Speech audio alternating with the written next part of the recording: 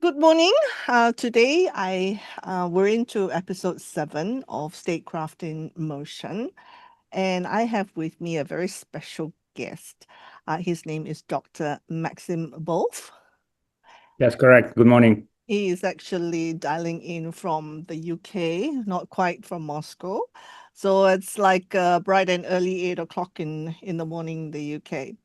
So Maxim, I hope it's okay for me to call you Maxim. Is that all right? Absolutely. Please do. Yeah. So Maxim was actually attached to the New Economic School in Moscow. He is there as a professor and vice rector. His background ranges from labor economics to financial markets, and he received his doctorate degree from St. Anthony's University of Oxford those many years ago. And he was actually looking at the labor market transition from a planned economy to a market economy in Eastern Europe.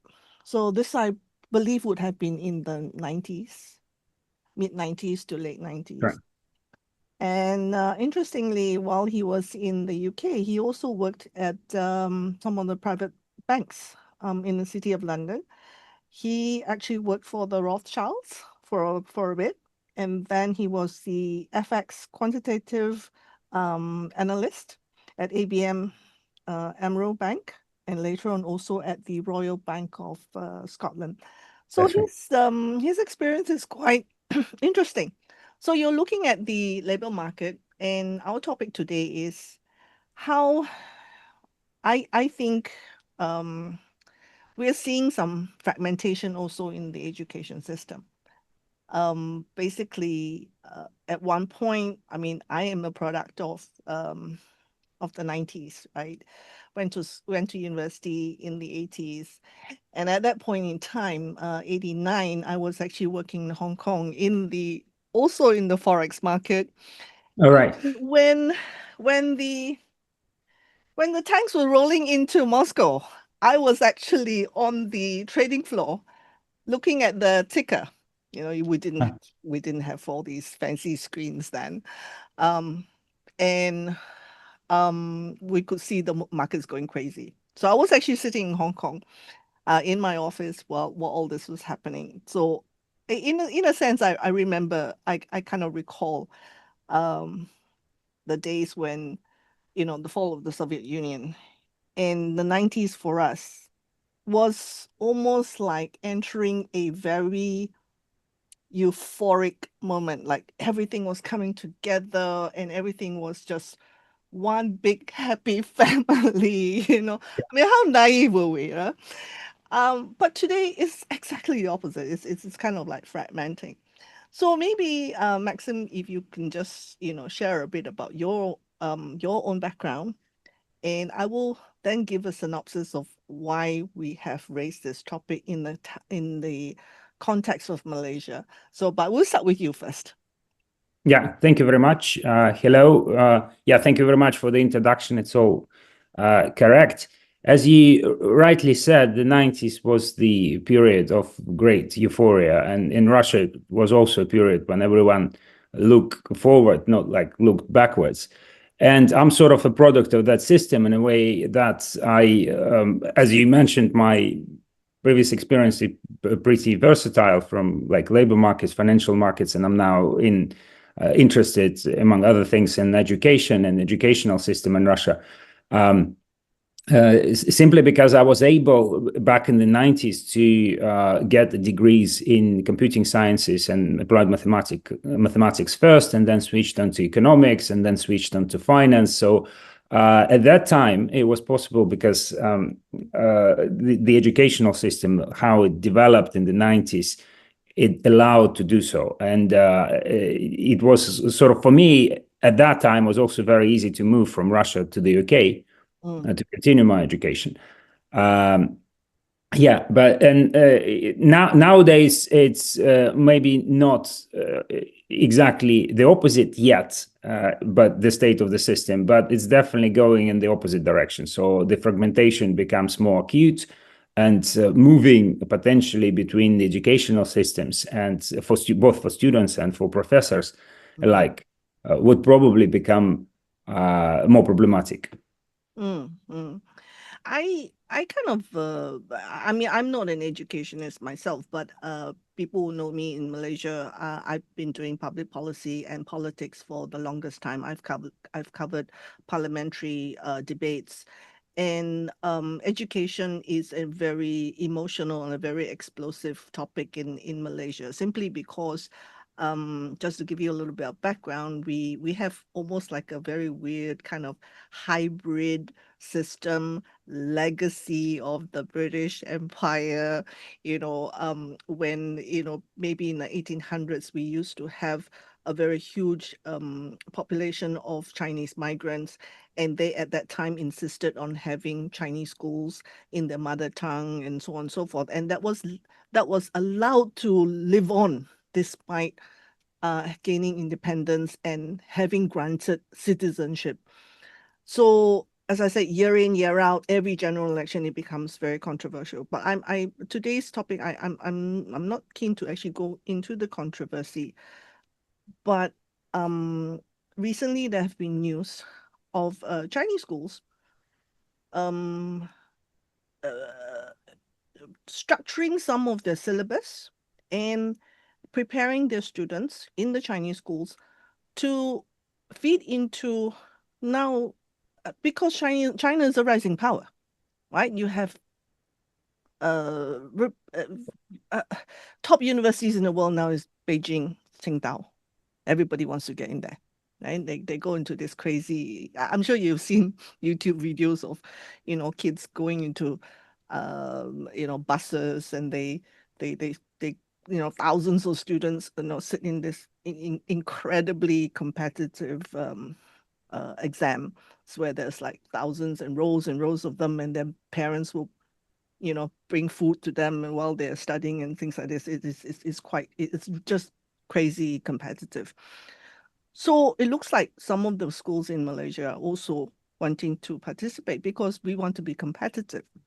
So I kind of looked into it, and I actually stumbled across a very interesting video from also a YouTube clip from they interviewed an expert from Russia, and like like what you said just now, like after the fall of Soviet Union, everybody was embracing the European system, whether it's finance, whether it's corporate education. I mean, after all, they won the war, right? They won the war. So it must be because they're good. So there was this process called Bologna Process, which began in 1999 with the declaration of by 29 European countries. So today you have a system, a so-called cohesive system, which I'm sure everybody is familiar with. It's a 3-cycle system where you have bachelor's degree, master's degree, doctorate, and so on and so forth. So those ones, today we take it for granted that this is a given. But in the interview, I hear that there is some kind of rethinking in Russia because Russia is not able to produce the kind of talent that they used to, like top ballerinas, top scientists, economists, and so on. So maybe perhaps you can just explain what's going on in Russia right now in the education system while you were talking about fragmentation, whether you what kind of trends and tipping points are you seeing in Russia right now? Yeah, okay. I'll start by actually saying with ballerinas, everything is as good as it used to be, because actually the academy, the Vaganov's Academy in St. Petersburg, was quite successful in opening up to the rest of the world. So it's no longer only Russians who study there. We have students, I mean, I'm saying we sort of, but they have students from Asia, students from Europe. So they're quite successful. So they're still top school in ballet in the world. So from that point of view, that's a good example, definitely. If you think Well, basically, your question that you're asking is very complex and It is many layers. Let's break it. Multi-layered, I would say. First of all, basically, you need to think when you start from the sort of macroeconomic point of view, the level of the state, you think like, why do you need higher education? And what is the purpose for your country to have so many schools, or what type of schools, and so on and so forth. And historically, in Russia, I mean, historically in imperial Russia, like 300 years ago, roughly, the universities, if we speak about the higher school, and basically the foundation of universities dragged the development of school education as well. But universities emerged not because there was a request of the society; it was top-down sort of decision of the state. And during the Peter I's reign, because he went to Europe, he saw the contribution of universities into European economies, like the Netherlands, the UK, and he wanted to build something similar in Russia. And by the time the revolution of 1917 happened, the Russian university system in spirit was not that different from the European system. So it was, if you speak about universities as being islands of freedom, which is kind of quite normal in Anglo-Saxon world, something similar was happening in Russia. So universities were quite independent, and although the majority of them were state funded, but at the same time, just before the revolution, there was this huge effort into constructing private universities. So, like, one of the reasons was that not all the state universities admitted women. And so the private sector responded at the beginning of the 20th century by building schools founding schools where women could get the education. So then the revolution happened. And then basically, because that was a huge upheaval, like on all levels of the economy of the country, of the society. And so the Soviet government basically built a top-down system, hierarchical system of planned economy. And in that system, the universities were kind of bricks into supplying. So it was no longer about fighting inequality in the society, or no longer islands of freedom. It was a mechanism producing a labor resource for different industries, to the point that you would normally, if you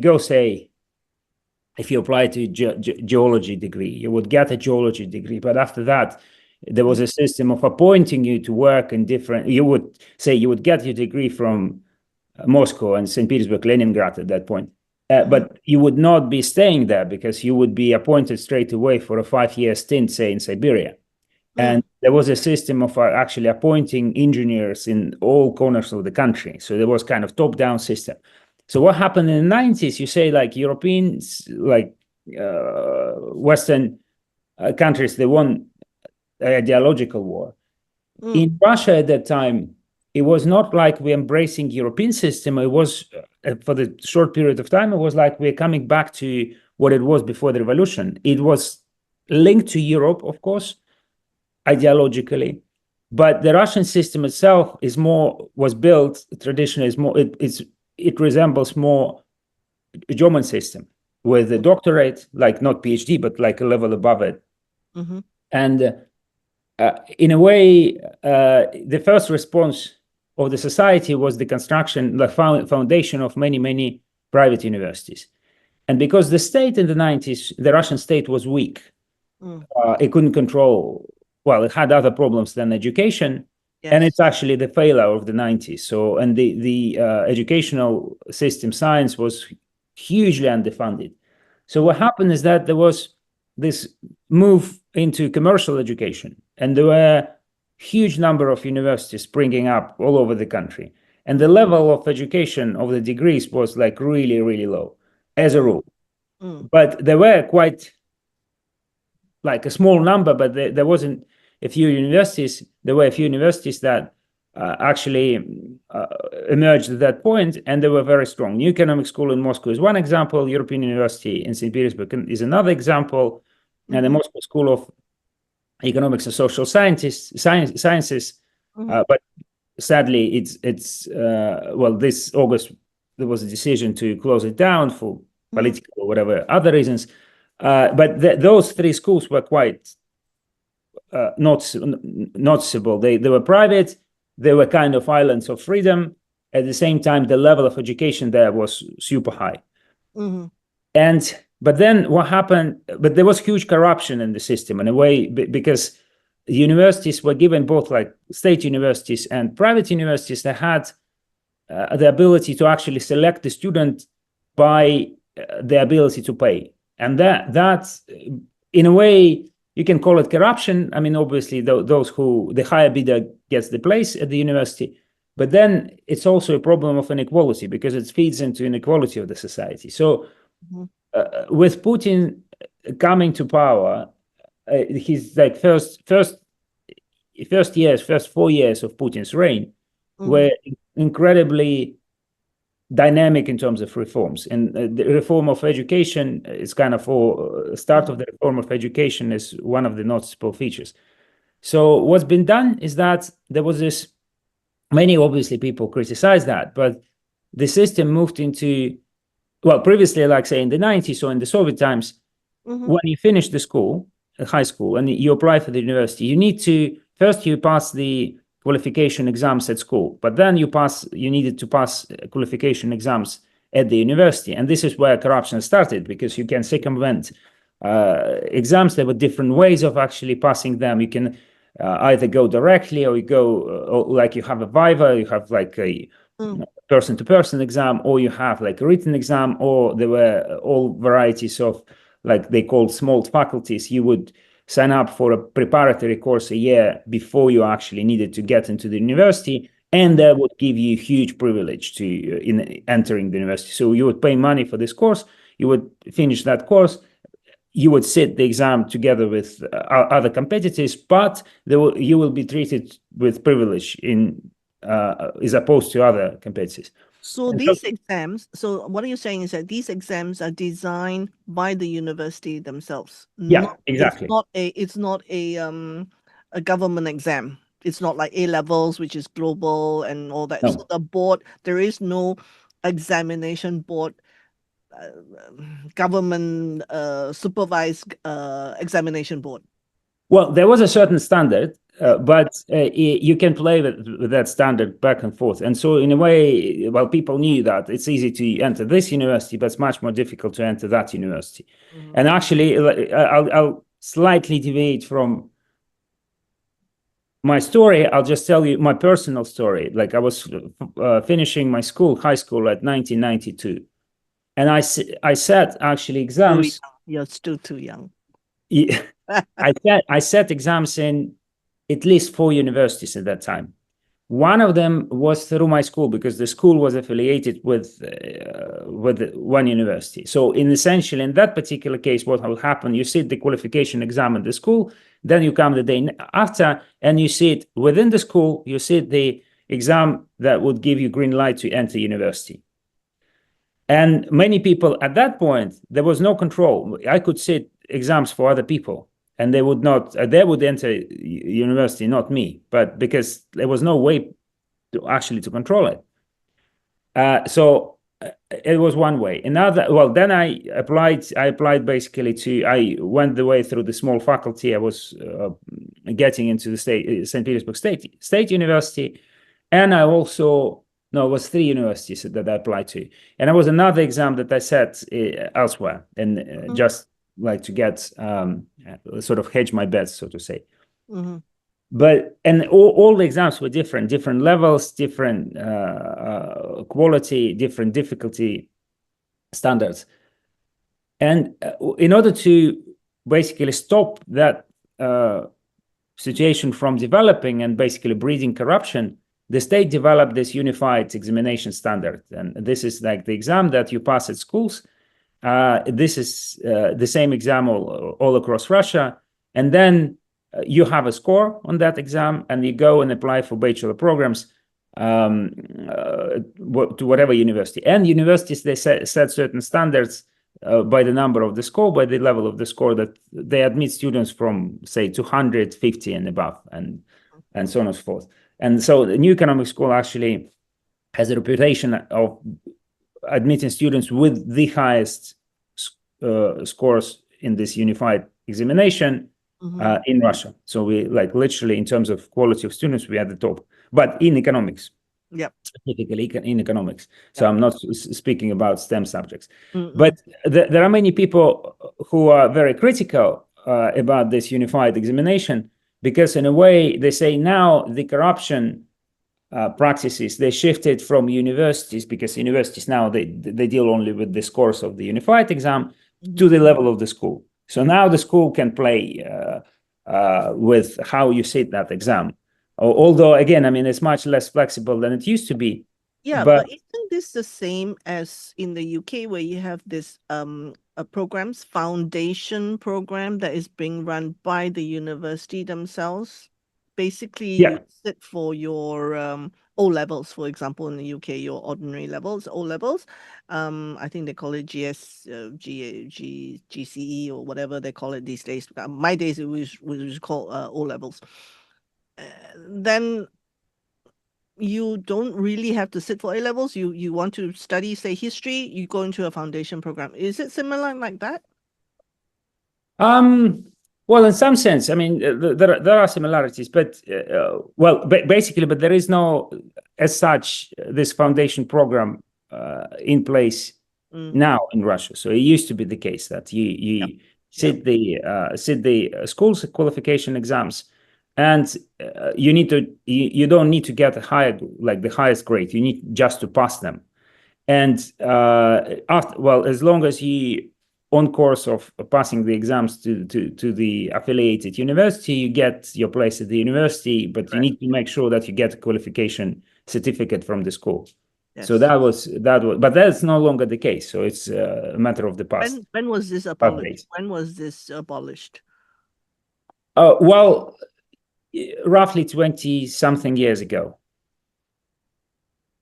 I can't name that well precisely. Yeah, sure. I mean, but it's been a while. Yeah, it's been a while. Yeah. Okay, interesting. Yeah, and so basically, and if we speak about what's going on now with the universities, basically, then the state started tightening the screws in terms of standards. That definitely has both positive and negative effects on the system. The positive effect that the standards went up, or they became the educational standards. I mean, they became tightly monitored by state authorities. And so many fake, like we call them, factories of fake diplomas. So they needed to close down because they couldn't keep up with the standards, and they couldn't keep up with state requirements. And that's a good thing. But the bad thing is that that increase the bureaucratic load on university administrators by like an order of two, I say. So, and the university started, like the university budget started getting bigger and bigger, simply not because they needed to pay higher money professors, but because they needed more administrators. And that's definitely a problem. But at the same time, the government realized that they needed to pump more money into state universities, and it was a failed program to the point that there was this program bring Russian universities in top 100 in different subjects, and there were at least 15 universities that were designated to participate in that program. In fact, more.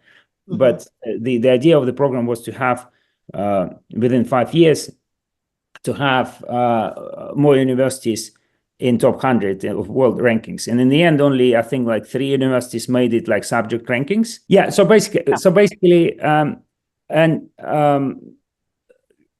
by tightening standards, the state managed to get rid of fake factories or fake diplomas. I'm going to pause you there for a moment because we're going quite fast here. So I was mistaken by the content of the podcast that I mentioned earlier. So it was not the problem with the the European system. It was more because Russia was going through a very difficult structural at a national level. It is not just education, so many other things that has affected the standard of education. So it wasn't because of the Bologna process, it's because of the structural issues within Russia having to transition from a Soviet Union, Soviet style into a democratic system. Is that what you're saying? Well, again, there are several layers to this problem. One was that the Russian system, economic system, inherited from the Soviet state was like really hierarchical, and the system of education that existed in Soviet times. It was good for that hierarchical system in the economy, but was not good for market economy. Yes. And so that's why, and the universities at the same time, they were very stagnant as organizations. They couldn't react very quickly to market signals, market sort of requirements. Correct. And so the response in the 90s, it was the combination of the weak state and the requirements of the market. And also because there is an element of prestige of having higher degree. And so everyone wanted to have a higher degree. So in the upsurge in the number of people in the society, the percent of people who have higher degree, higher educational diploma happened in the 90s. So Russia quickly, you look at the Russian parliament now, and every member of the parliament has an equivalent to PhD degree, and they got them in not strong universities, and they normally got them in the 90s. And so that's the production of that system. So they needed a prestige because, they needed to have a scientific degree, and they got them when it was possible. Now it's much more difficult, although it's not impossible.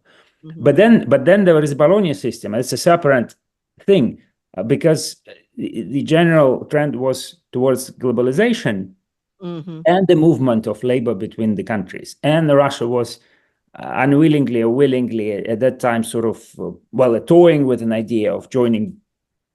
It was like really a distant idea, but say joining European Union or abolishing visas for Russian citizens to freely travel in Europe. And that would mean like getting a job in one country or another. And having a Bologna system is obviously a European idea of significantly making labor market significantly flexible. And then actually this is not only, actually that relates not only to educational system, but also like generally to the labor market, because say in the context of the rise of productivity in the UK, if you take Great Britain. So the periods when Great Britain was very successful in pushing up the productivity of the labor force was precisely at the moments when Britain made labor market really flexible. It was either because Britain introduced part-time contracts and or like simplified requirements for laying off labor force from an enterprise, or by letting pensioners or handicapped people, people with disabilities work, like they would get like better quarters. So like for them, it was much easier to get a job. And so that flexibilization of the labor market is at least was a huge topic back in the 90s in British economy. And that was a factor of success. So something similar was happening in Europe as well, because Europe was always lagging in terms of productivity, the United States. And the United States system of education, it's not Bologna system, but it has very similarity to the Bologna system. But the educational system in the United States, at least until the last coming of President Trump to power, it's multi-layered. It's like you've got many different layers in the university. You have private university, you have religious universities, you have state universities, you have all varieties of schools. But then and essentially you can build from different bricks the career that you want, or like is suitable for your level of abilities and for your aspirations. So Europe wanted to do something similar. And I remember saying at the end of the 90s, it was almost not possible to, when I was applying out of Russia, applying to different universities abroad, I tried the UK, I tried Italy, and I tried Spain. And in Spain and Italy, it was almost not possible to find a program in economics taught in English. So Barcelona had two universities, that Pompeu Fabra and Barcelona University, that was teaching in English. Maybe in other schools, but like literally there were, say, 5 programs in the whole of the country. In Italy, it was European University Institute, which is an institute funded by European Union, the European Commission. And that's it. Like you look at Milan, you need to know, you needed to know Italian. But now it's different. You've got programs in English like everywhere in Europe. And well, Germany was a separate case. Again, Germany, yes. Yeah, and then that's the positive effect of the Bologna system, because of flexibilization of educational system. And from that respect, Russia also gained a lot, because we sort of, for us, ideologically, it was very difficult to switch from, like, we had this traditionally German system, so to speak. We had the specialist 5 years of the first degree, then you would advance them to, if you wanted to, writing a candidate dissertation, which is an equivalent of PhD. We didn't have masters, and so the specialist thing, specialist 5 years, were split into baccalaureates and masters, 3+2. But then, and in Russia, it was a big issue. Say, what can you learn in 3 years? Would you become like properly, like a proper engineer, and with 3 years of education? And there is no straight answer. The answer could be like, if you study properly, then you can. Because say my first degree is in applied mathematics. It took 5 years. So I at that time was still pre-Bologna system. 5 years undergrad. Undergrad, yeah. All right. But I stopped attending lectures in my 4th year. So I attended lectures 3 years, and in my 4th and 5th year, I was already getting a parallel degree. So I was studying in 2 universities at the same time. And meaning that if you, like, 3 years generally enough if you really study in 3 years, because like in 5 years you like and other people in my course, they would just go get a job, and they would come to university only to pass the exams. So in a way, those 2 years, it's wasted money for the government, for the society. And from that point of view, obviously the Bologna system is nice if it's organized properly. But then there is an issue with, obviously, there are subjects where 3 years are not enough. Like, say, obviously, medicine is the first example. The 3 years, no way you become a good doctor or medic in 3 years. Or a good engineer, again. I mean, you need more years than that. Yeah. And so basically, currently Russia currently it's from 1st September next year, 2026, abolishing the Bologna system. But primarily, Russia was speaking for STEM subjects. For that, basically, Russia wants to train better students in call it strategic subjects.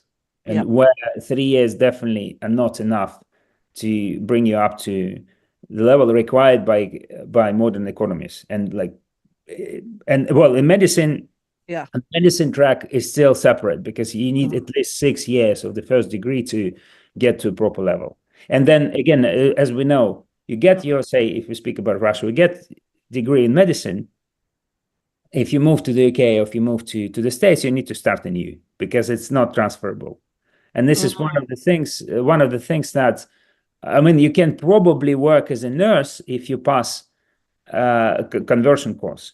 but you can't work as a doctor. And also to Germany, like I have good friends who, a friend of mine, the wife of a friend of mine, she's qualified in what you call this kind of specialist infectious diseases.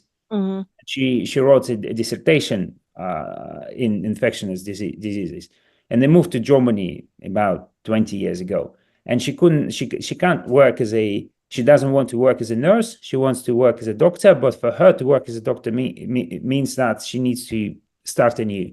So it means several years of training just to get a diploma allowing her to work as a doctor in German system. It sounds like a lot of the medics from Philippines when they migrate to the US, um, they can only work as a nurse.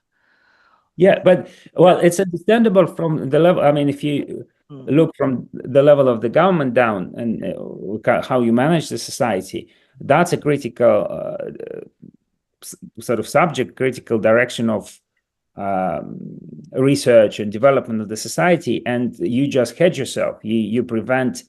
Obviously, there will be cases which deserve fast conversion, but because generally the price of making a mistake is too big, it's too high, so you don't want to make this mistake. Because this is, life and death. I just want to backtrack a little bit again. You mentioned that as of 2026, Russia is going to abandon the Bologna process. Yes. That right? Okay. Can you maybe just summarize in 3-4 points why was that decision made? That's a good question. So one like say, okay, there are critics of this decision and also supporters of this decision. The supporters would say, okay, this is the right thing to do because, as I said, like in 3 years, you wouldn't get a fully qualified specialist for the requirements of the labor market. Mm-hmm. That's fair enough. That I can see that might be happening. So, say for example, for an economics degree, okay, let's put medical aside because that is you're talking about people's lives. But say in economics. So, well, in economics for sure, because I mean there are not many schools that give a proper education in economics, and it's a legacy. How long is it going to be now instead of 3 years? It's going to be like 5 years as it used to be. So it's basically we're reverting back to the Soviet system in a way, to the specialist degree. But then my view, and it's I mean, you treat it with a pinch of salt. I mean, my view that this decision to abolish the Bologna system was partly political, because Russia, one of the huge problems for Russia is currently its demography.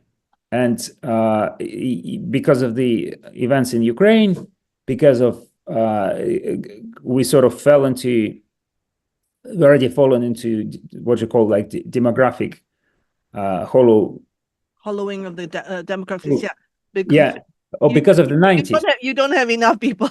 Exactly. Vast country. Exactly. It's a really huge country. You just don't. Yeah, but like okay. I mean, you look at Russia geographically. I think it's a vast country, but 2/3 of it is just forest. So it's from the point of view of actually.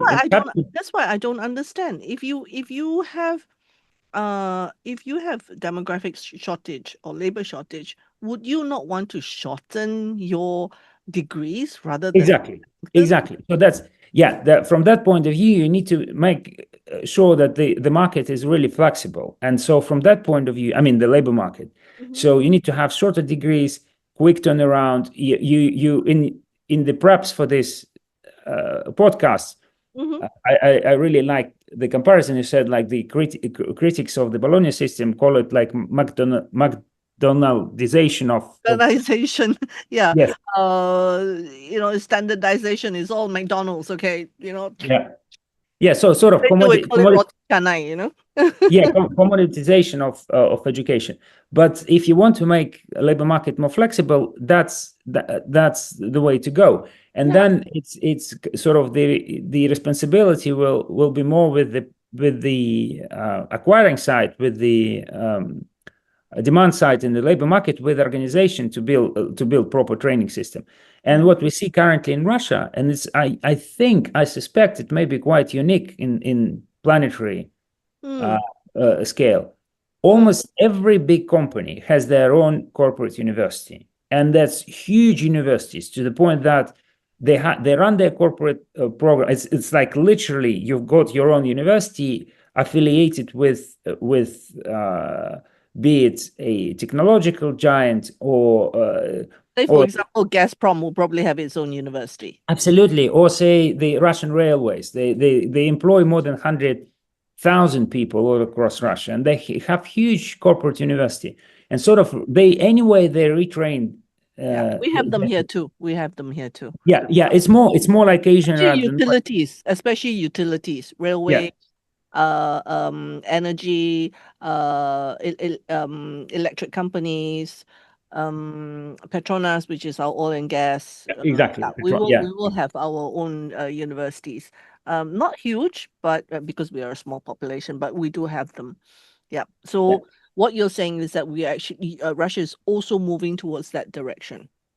Yes, and in a way, I mean, you in terms of actually using resources more effectively, more efficiently, you should think about, okay, make educational system flag. If it's anyway doesn't produce, if it doesn't produce the skills that you require, because the private sector anyway has to invest in huge private universities, then make the track through the educational system quicker. But what happens now is that essentially you make the track through the educational system much longer, while the private sector will still need to retrain you.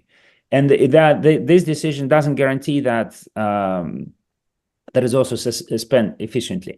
So my point that I basically didn't finish, I thought like that decision is political, because essentially if you make your diplomas different from European diplomas, people would not leave for Europe.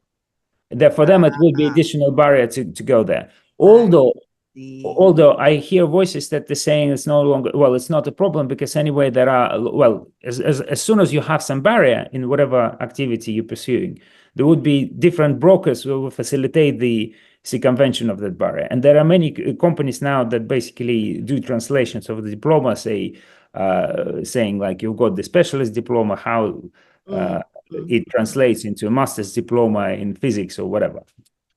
You know, you should tell your president reverse sanctions also don't work. Well, yeah. I mean, that's absolutely correct. I mean, but it's like what English call like shooting your own leg, your own foot. But in historical periods like today, these decisions are made anyway. I mean, they're emotional. I absolutely understand that. So what you're saying, the first point being why Russia's abandoning the Bologna process, primarily number one is political, right? Yes. That's my my understanding. Yeah. So the first thing is because you're trying to protect your own labor market, you want to keep your own expertise within your own borders by making transferability more difficult. Yeah, and then that's the first point. But second, is there a second and third reason you think? No, but then no, I don't really. I don't think there are any other reasons. Obviously, the main reason that purely political. You think? I believe so. Yeah, because it's actually not quite good for even attracting people from like Russia. Apparently, by numbers, Russia is like top country in the world in attracting foreign students, but foreign meaning not from all over the world, but from the former Russian Empire. Republic countries that used to be parts of the Russian Empire. Exactly. So what I'm trying to say is that it works. It's a double-edged sword. Yes, you can say that you are, discouraging people Russians from leaving the Russian labor market. But at the same time, if it's not highly transferable, then you will be you will not attract the kind of talent from overseas, which was the advantage. The biggest advantage to the British system was the fact that they are able to attract people from the entire Commonwealth. Exactly. The Yeah. best in the Commonwealth will be able to work in the UK. Same thing with the US. The best of the best in the world will be able to work in the US, and they basically sucking talents, the best talents from India. I mean, India is just one classic example, right?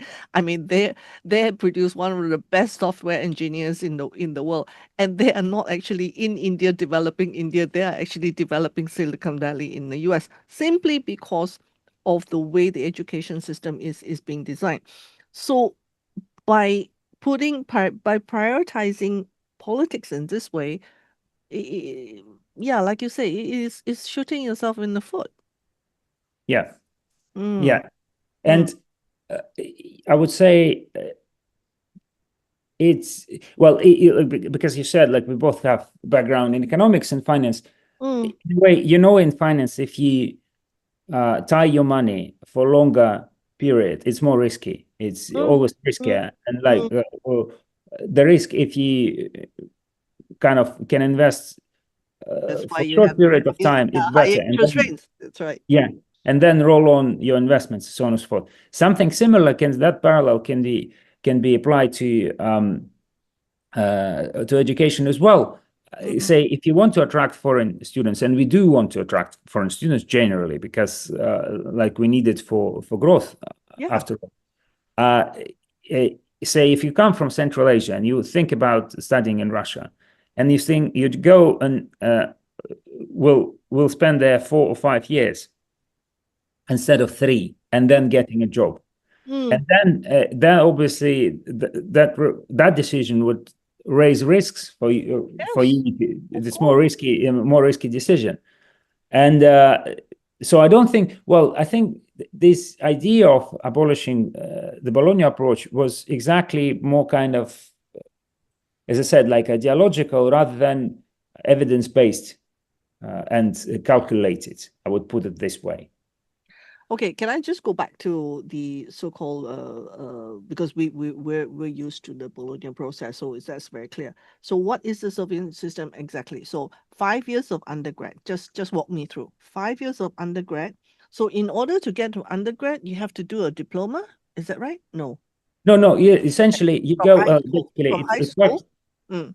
yeah. The compulsory education is 9 years. So you go to high school. Like I mean, school education is nine Okay. years. So primary school, what in the UK you call primary school, which is 6 years, and then 4 years, 4 or 5 years of secondary school, high school, whatever. Yeah. Well, I mean, we have this primary school, which is 3 years, and then you have secondary school, which is from 3 to 9. But the compulsory to finish the Okay. secondary school. So it's about 10 years. Yeah. 9, 10 years. Not, So, well, it used to be in Soviet Union, it was to be 8, and the mhm. transition happened in 1990, just like the year before the collapse of Soviet Union. Mm. And so now it's 9+2. And like then you go, I mean, if you want to go to university, you need to attend the 10th and the 11th years in the Yeah. school. Okay, so it's about the same because you're gonna go Yeah. for Form 6, lower 6, upper 6, what we call, in the UK, lower 6, upper 6, or year 11, year 12. Then you go into university, which is 5 years. Okay, then Yeah. masters. No, then there is no masters. I mean, Oh, abolishing so colonial system that means that you don't have baccalaureate or masters. So all you have is specialists, and then how about, uh, okay, say if you come up with economics, so what does your degree say? Bachelor's, or what does it say in your certificate after 5 years? it would be specialist in mathematics. Say you Uh, graduate, you have a professional training in mathematics, and that's it. I see. So it's not so you're not going to follow bachelor's and Nope. master's. Okay. So you come up as a specialist, basically you come up with an equivalent of a master's degree, whether you Yeah, like it or not. exactly. I Okay, mean, whether yeah. you like it or not. Okay. Then you come out to work, and then if you decide to get a doctorate, And that would be again 3, 4, 5 years, whatever. Well, that's the thing. I mean, now, like, it used to be that we had this aspirantura thing, which is essentially a doctorate, like by a candidate. Well, but in Russian equivalent. Which is the normal pathway even for UK system and the Western system. So yeah, but the difference was sorry for interrupting. Like, the difference was that it was purely research based at the same. Like, was 1 year of courses, and the courses, but you get your training. You needed to pass again the qualification exam in your subject, say in economics, then in philosophy, and in foreign language. That was the kind of traditional system. So you sort of, to become a doctor, you need to have basic knowledge of philosophy. I mean, like world philosophy, foreign language, and professional exam. But and now foreign language would be any foreign language of your choice. It has normally, yeah, well, yes, but normally English was the predominant choice. But in principle, if you train, I mean, if you wanted to have French or Spanish or Portuguese or German, you can do that. Okay, but nowadays we have also doctorate through course system, like taught doctorate, and that's more similar to the doctorate programs in Western countries. So you attend courses for 2 years and you pass the exams. So you do not write your dissertation straight away. You attend courses, and only after that you start writing your dissertation. So it's more similar. Because there's a combination, because it all depends on the university. Some universities are quite strict where they they think that you should do course. And anyway, it all depends on the student. Some people prefer coursework, half thesis. Some people prefer all theses, and so I think there is some flexibility there. I just want to move on to our next space. Okay, so we've covered what it was like, the reasons why Russia moved into a Bologna process, and the reasons why it's now moving out of it, because because it's primarily, in your opinion, it's political. Okay, so now you can see, especially your president is pushing what you call pivot to Asia, right? We're looking, Russia's now looking east. So when you say look east, of course, the big giant is China. So how will this new system, I'm not, what are you going to call this? Because it's obviously not a Soviet system. So what system is it called? I'm not sure what is it called now. But this new Russian system, how do you think it's going to fit into pivoting to Asia, when China itself is actually adjusting its system to embrace the world? Yes, that's a very good question. I think what Chinese authorities do, or like China as a country does, it's more subtle, that in terms of policies and development, than what Russia is trying to do. I'm highly skeptical generally about the turn towards towards the east, for various reasons. First of all, I mean, if you look at the structure, look at I mean, like, just for the moment, we put aside the educational system.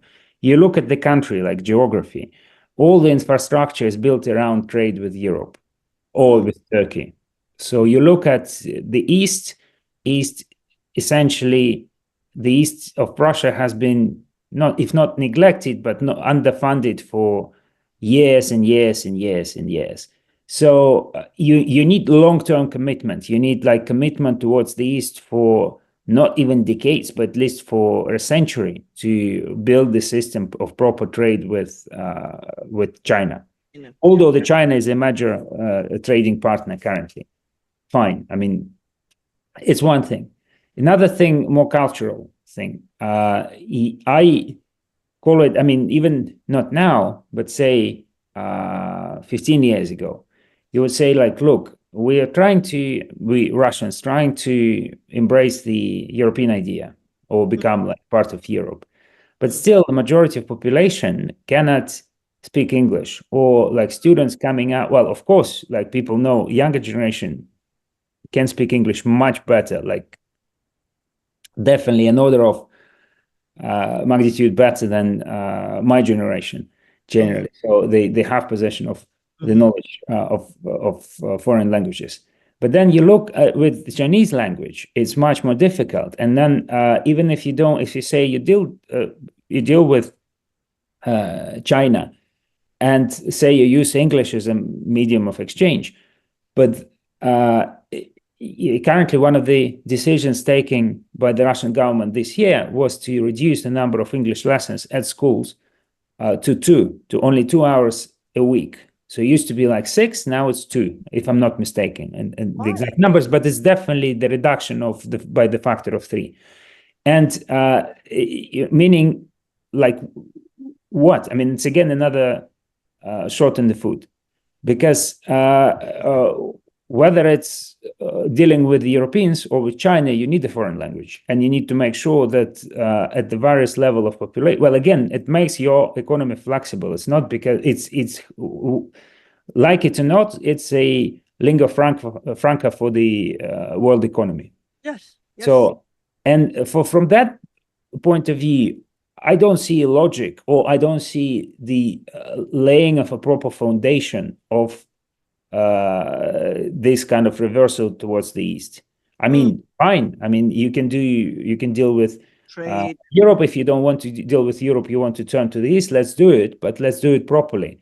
And this, I don't see this kind of proper effort made in that direction, so to speak. Wow. Okay. So and then again, the education. I mean, of course, as you say, like China is a giant. If you want to send your students, and we did have in the High School of Economics in Moscow, and which is a state university, a new type of state university that emerged in the 90s, a very good one. And we at New Economic School had delegations from Chinese universities coming to us and wanting to exchange, to establish exchange programs and so on and so forth. But they say China is also universities, especially in regions, the course is taught in Mandarin. And so in order to actually get full benefit from this exchange program, you need to be fluent in Mandarin, say, if you go there. And the same applies to Russia. I mean, in order to get full benefit from participating in this exchange program in Russia, you need to speak Russian, not English even. So, and that's the problem, because say if English is a half step for both countries to facilitate this exchange, you need to know it. And for currently, I don't see at least understanding at the level of the government in Russia that actually not something you do because the West told you to do, but it's because this thing that would facilitate your relationship with Asia. That's not the impression that I got with China's.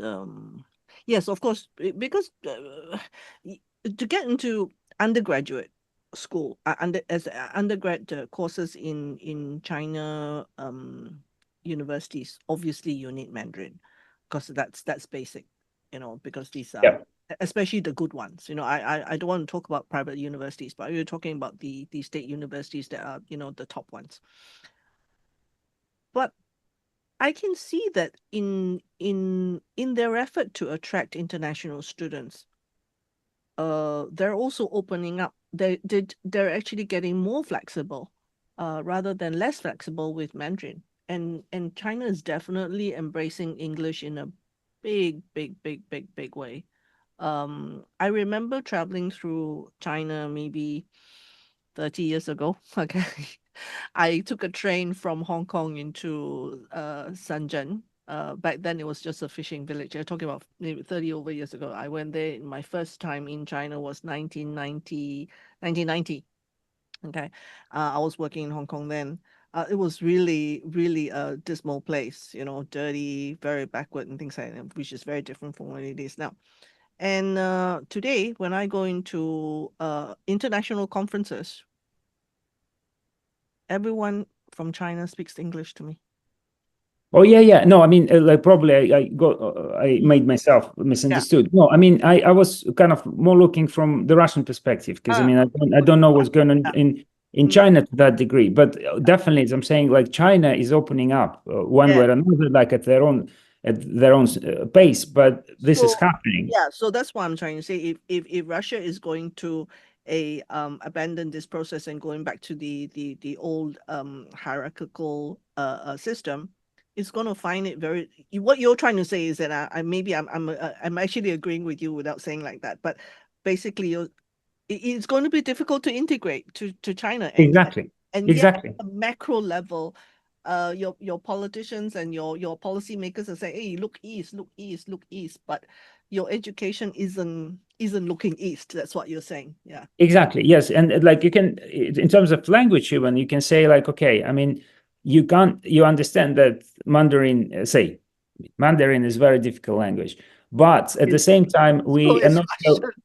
Yeah, but yes, but I think Mandarin is actually, well, conceptually much more difficult, and like in amount of information, in order to speak it fluently, you need to start learning it pretty early in life. Yes. And even there is research that confirms that basically if you start it later than 15, later than in teenage, yes, you would start speaking, but not be fluent. It's not that easy. Yeah, it's not easy. Yeah. It's not easy. But what I'm saying is that Spanish or and but speaking English for Russian politicians currently has this strong taste of having sort of subordinate.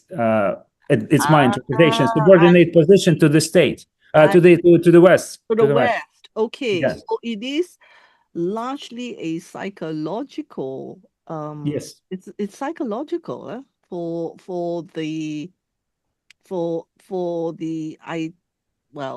the Russian identity. If you in a way, yeah, that's whereas China doesn't have that baggage. Yeah, it doesn't. It's for them to embrace English is being modernizing. You are moving forwards. Maybe because the Chinese civilization is maybe it's just really that strong, or at the philosophical level they feel that they can take on modernity without having to compromise their own civilization. I don't know, maybe I'm not a philosopher, okay, so I'm just but I'll give you an example. I'll give you an example like how the what Russian politicians say, how it goes like against what the numbers say in statistics. Say when the decision was made essentially to reduce the number of English instructions in English in the English language in schools, Russian politicians were saying in the Russian parliament, like, look, let's not waste our time on learning English. Let's learn languages of say Russian minorities, because Russia is also a multicultural country, and there are many other languages. Like I think more than 100 if you count all the smaller national groups. The point, if you look at the statistics of the languages of the Russian, like languages spoken on the Russian territory, there is a huge downfall in the number of actually actively living languages. Chechens, they preserve their language. Tatars, they preserve their language. Yakuts to the lesser degree, but say Karelian language, which like St. Petersburg is on the verge with on the edge of the Karelian Republic, and a Karelian language was a living language yet 20 years ago. Now it's almost dead. People don't speak it, and that happened over the last 20 years. And meaning that, okay, I mean, say I'm fine if you say let's stop learning English in the amount in the volume that was provided to school, and let's sort of focus on internal interesting languages. Let's do it, but in fact you don't do that. That's the problem. Wow, I tell you, this has been a it's been a really eye opener for me because from the outside, we see Russia being very it's for the Modern? first time reaching out to the world on our side of the world anyway. Maybe for the Europeans, it's always been, Russia's always been looking west, right? So for us, Russia is reaching out to the east is something very new for us. But at the same time, if you tell me the education system is going to this direction, I just feel it's like virtually the opposite. That's a real. Yeah. Well, sadly, currently there is a, well, I would put it this way: the last 3 years, they essentially screwed up any, I would say, strategy that existed in Is in this in is in this peaceful means. I would is put this this. podcast going to be legally? No, no. I'm just saying, like, look. I mean, there are obviously, like, in terms from the point of how you spend your budget money. Yeah. In Russia would go the way that there is this so-called national projects. So you have strategic directions of the country's development, and you so invest in. There is a national project in education. There is a national project in health, and so on and so forth. So forth. And within this national project of investing in education, there were a number of university campuses designated all across Russia that there will be huge investments in infrastructure, an influx of foreign students. But now, because Russia becomes more isolated geopolitically, at least from the western flank, Mm. there are not many students. I mean, you have the problem. What are you going to do with these unused areas of or capacities, premises of universities? Yeah. And so it's kind of there was a huge miscalculation at the level of at least at the level of planning the national projects since 2022. I mean, basically the situation in Ukraine canceled out many plans that existed in more peaceful kind of direction of the country, Yeah. Yeah. development of the country. Wow, this is real eye opener for me. I was thinking totally. I had a completely different impression, but sharing all these pointers, I'm beginning to be worried now. No, but then I mean, to sound more optimistic, I would say at the same time you have what's good is that Russia has the basis, like has a number of universities already existing. I mean, they may be not in the best shape, but people know how to teach there one way or another. So it's a question of actually not building something from scratch, but reorganizing the whole thing. Sometimes it's more difficult, but the private sector, I think, in Russian economy thinks it's not the way to go. And so, say for example, was it last year, the year before, one of the top Russian banks, it's now called T Bank. It used to be called Tinkoff Bank. Yeah, that Yeah. looking bank, yes. Yeah, it's like a neobank, so it's a fully online bank. It's the first online, but probably one of the first online banks in the world because they started off in 2007. Wow. And so now the management is different, the owners are different. But what they did, they set up so-called Central University in Moscow. It's not as such a university; it's more like a professional school, training, focusing solely on STEM subjects.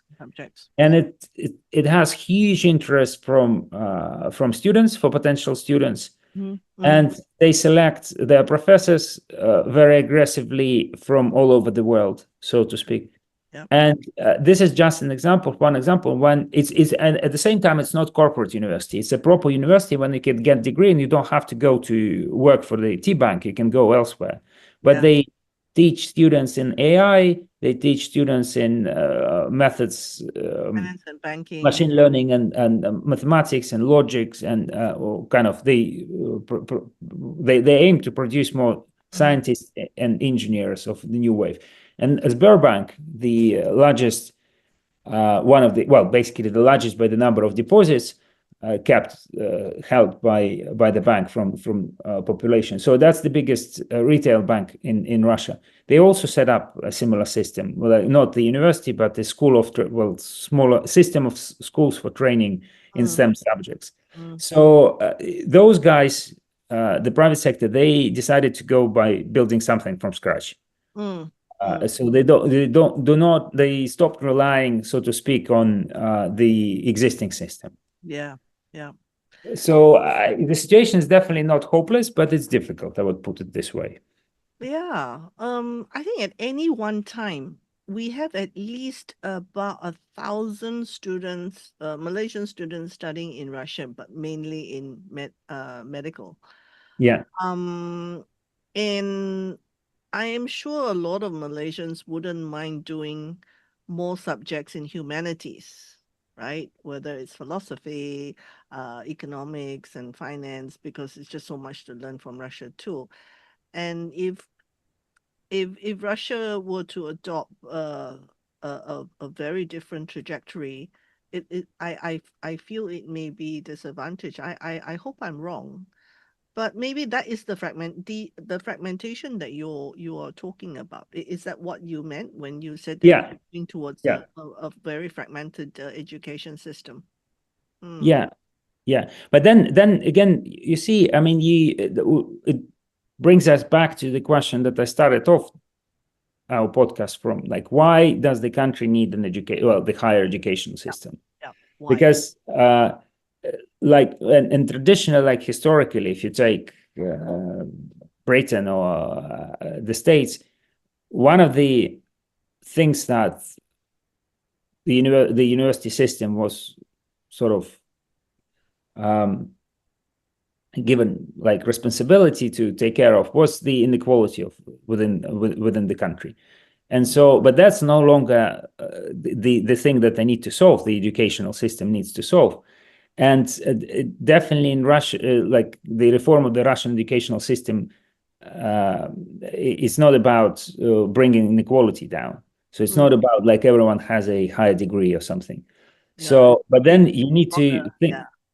So you need to have a complex approach to the needs, what the economy needs from the educational system, and how it works. And from that point of view, you need to think, okay, we have these already tendencies for big companies create their corporate universities. One thing, that's existing thing you need to take into account.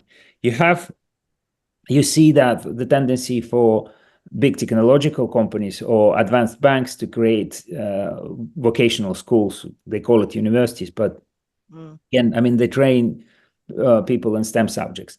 From that point of view, if you want to, you envisage this economy driven by AI and very modern and whatever that you want to achieve. So, like, where would be what would be the best career path to get a good job in that economy? And so probably it's definitely not spending 5 years and the specialist degree or whatever, probably because you need to acquire skills, certain skills. You need to program well, code well, you need to know programming languages, you need to have critical thinking is the most important thing. And that can be trained not within 5 years, but much quicker. And then you just reapply it. So again, I mean, it's a complex problem, but from that point of view, the ministers, the governmental officials, they need to think more in a more complex way. I mean, taking into account the bits of educational systems that exist and were created by the private sector as well. Tomorrow, I'm actually interviewing Dr. Anna Steinig. I don't know if you know her from St. Petersburg University. She actually specializes in AI and AI colonization, if you will. So tomorrow's topic is going to be on AI colonization. And I'm going to ask her about this, some of the things that you have raised, whether this new system that Russia is adopting is going to be catered well for the AI generation or not. So that there is a bit of a, according to you, there is a little bit of a question mark there. which I find very interesting because I always get this impression, all the Russians know exactly what they're doing. Yeah. So there is a little bit of rethinking there. Anyway, I really enjoyed today's conversation. Let's carry on with maybe another podcast. I think we should wrap it up because we've covered quite a lot, and I think we need our audience probably need to digest in different parts. I am hoping because you have quite a bit of background in finance. So maybe perhaps I could invite you back later on to talk about maybe things like stable coins, what the Genius Act means, where the US dollar, is that going to be the reserve currency, or Still dominant reserve yeah, currency. is it still gonna be dominant? Where is it fragment? I mean, you can see the fragmentation, but where is it fragmented towards? And what is the likely scenario in, I don't know, maybe it will take 50 years. Some people think it's gonna take 5 years. Some people think it will take 50 years. I don't know. I mean, certainly we will. It will be great to have more conversations with you on the finance side, simply Sure. because I'm actually not a, like I said, beginning of this podcast, I'm not an education expert, so I'm not able to probe too deeply, except getting the surface and say, okay, what's the big direction as an economist, which I think is we've covered quite sufficiently in terms of my objectives in this podcast. Is there anything else you want to add before we end? No, that's it. That's Yeah, it, really. yeah. Yeah. Great. Thank Yeah, you. but I'll like, thanks for the potential invitation. Yeah, I would love to talk to you on financial issues as well. Yes, And yeah, yes. I think there's just a lot more. That's more my territory and something that I'm more familiar with, and something I'm more comfortable with. But certainly, this has been a real eye opener for us, and I hope this is the same for our audience as well. So thank you, Dr. Maxim. thank Uh, you very much. Thank you. let's meet again on other things. We would love to hear Please, let's do it. Yeah, from hear from the horse's mouth straight from Russia, because we just don't get enough content, information. Yeah, yeah. information, and then we read about it. But it will be great. I mean, it's great having people like yourselves, really speaking to our Malaysian audience directly. Thank you. It's a great privilege and great honor and great pleasure. Thank Thank you. you.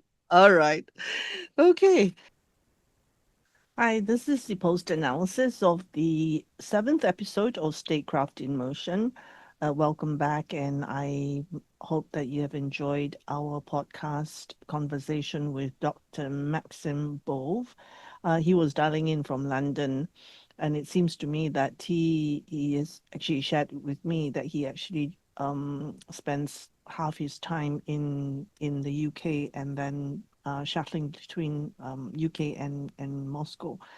So he has a very interesting background in finance, but amongst other things in his CV was looking at the labor market transition from a command economy to a market economy, particularly the transition after the collapse of the Soviet Union.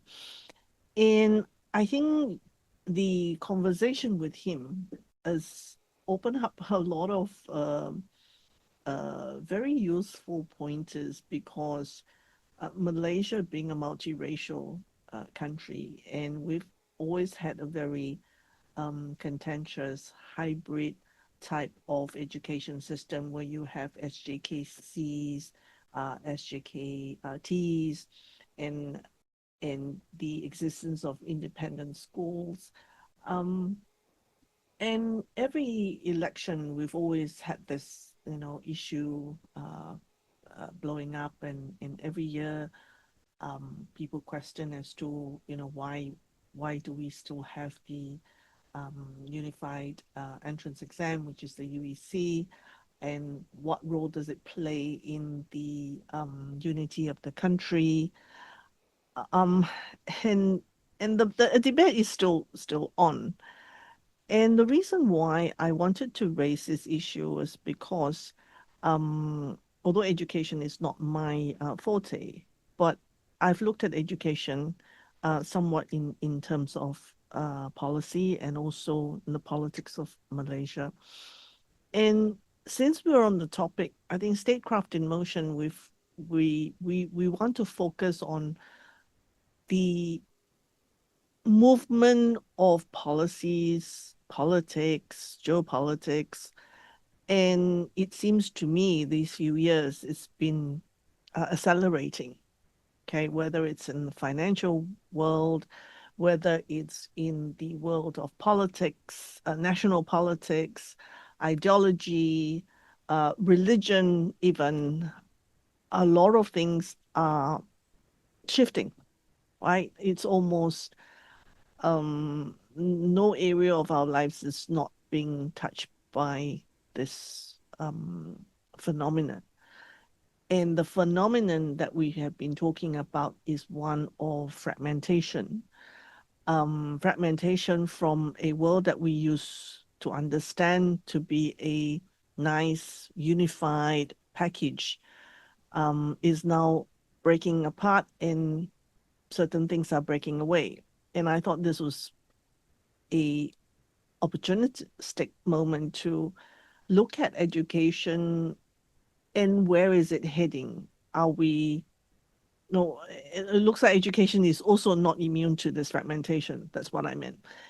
And just looking at Russia, what they have done with the education system from, as Dr. Maxim says, from one that is um, looking towards Europe during the reign of Peter the Great, adopting European standards, architecture, engineering, shipbuilding. So a lot of it was focused towards the West, as far as Russia from Russia's perspective. And then, of course, fast forward, then they had the revolution, which is the Great War. To us, it was the First World War, and the pivot towards internalizing their own Soviet style type of education.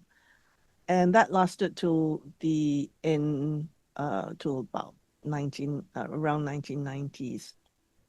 And they decided to adopt what you call the Bologna process, which is what you and I are familiar with, primary school, secondary school, into a feeder program. Then you have bachelor's degree, then master's and PhD and doctorate and so on. So that familiarity and that so-called one system was virtually universal. And for Malaysia, it was not a difficult. It wasn't really a transition because it was something that we've always maintained. But for Russia, it was a significant shift. And why it's interesting now is because due to a lot of structural issues and also the war with Ukraine, I think there is really a big rethink of the education system once again in Russia. And I think they have made the decision to abandon the Bologna process, for better or worse. And that is to me interesting. I'm not sure whether this is the right move or not, but certainly the politics, according to Dr. Maxim, is the politics that actually is the overarching, overriding decision why the shift will happen as of 2026.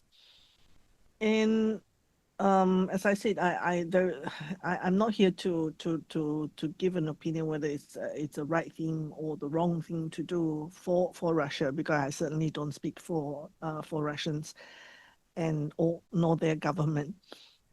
But it is interesting to see that the fragmentation in the world is also leading to this kind of rethink on so many levels. And for Southeast Asia and for Malaysia, we have inherited a system that was at one time meant to develop human resource for the administration of the British Empire at one point. So is our system still valid? No, of course it is valid. Is it still suited for this new world that we're entering with AI and so forth? And with the rise of China and with what's happening in Europe right now, are students actually going more towards America, US, UK, or more towards East? Okay, so a lot of there's been a lot of hype with the top Chinese universities. They're certainly very, very strong in STEM subjects, which is something that a lot of our especially Chinese schools students, they love these kind of subjects. They're natural at it, and the opportunities could be now pivoting towards the East. Given those opportunities, are parents then looking more still looking towards the West, or are they also gradually or very rapidly looking at universities in the East for job opportunities for their children? So that was a very interesting. I felt that was a very interesting episode and conversation. We'll definitely have Dr. Maxim back, but I think this time around maybe not so much on education, but perhaps labor markets, and also more towards his forte, which is banking, finance, and econs, and which is also my area. And I think it will be good to have him back. So thanks again for watching our show, and leave comments or comments and opinions. Happy to read them. Thank you so much.